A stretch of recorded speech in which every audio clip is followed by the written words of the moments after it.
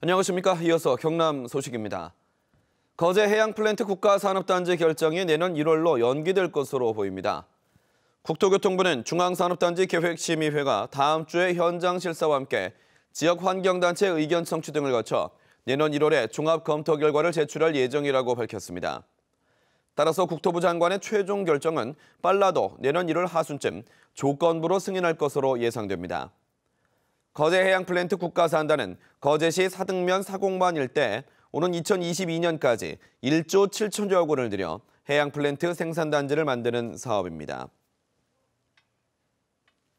흥행과 수익이 먼저인 상업영화와는 반대로 작품성과 예술성의 무게를 둔 저예산 영화들을 독립영화 또는 다양성 영화라고도 하는데요.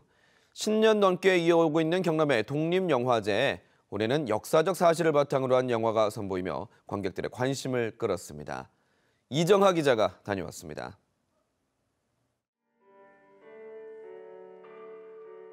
해방부터 6.25 전쟁 사이에 일어난 민간인 집단 학살을 소재로 한 영화 해원.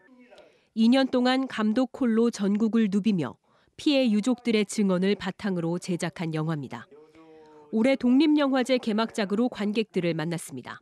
알지 못하고 배우지 못했던 그 역사들을 한 번 더 되새겨보고 과거의 그 좀 부끄러운 역사들, 그 참혹한 역사들을 이 시점에서 어떻게 좀 풀어내고 가려졌던 역사의 현장을 따라가는 관객들은 스크린에서 눈을 떼지 못합니다.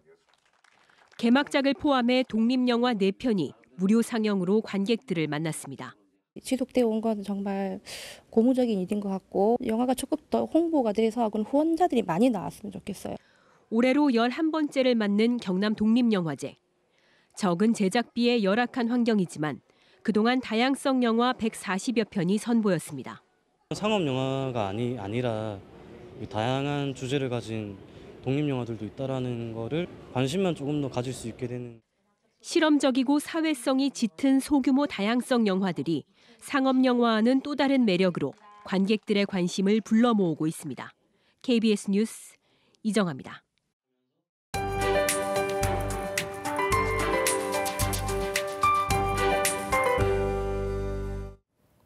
오늘 아침은 큰 추위 없이 시작하고 있습니다. 현재 기온 대부분 영상권으로 올라서 있는데요. 하지만 낮부터 또다시 추워집니다. 찬바람이 불면서 낮 기온 5도 안팎에 그치겠고요.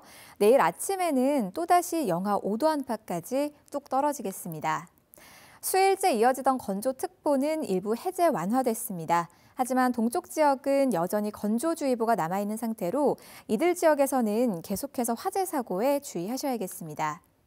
현재 우리나라 상공은 또다시 찬 공기로 뒤덮이고 있습니다. 고기압의 영향으로 하늘은 맑겠고요. 공기도 깨끗하겠습니다. 현재 기온은 어제보다 크게 올라 있습니다. 동부 내륙의 경우는 0도 안팎으로 어제보다 10도 정도나 높고요. 그 밖의 지역은 영상권을 보이고 있습니다. 경남 서부 지역도 산청 2도, 남해가 4도까지 올라 있습니다. 하지만 낮 기온이 5도 안팎으로 어제보다 낮겠습니다. 해상에는 동해남부 먼바다에 풍랑주의보가 내려지면서 물결이 최고 3.5m까지 높게 일겠습니다.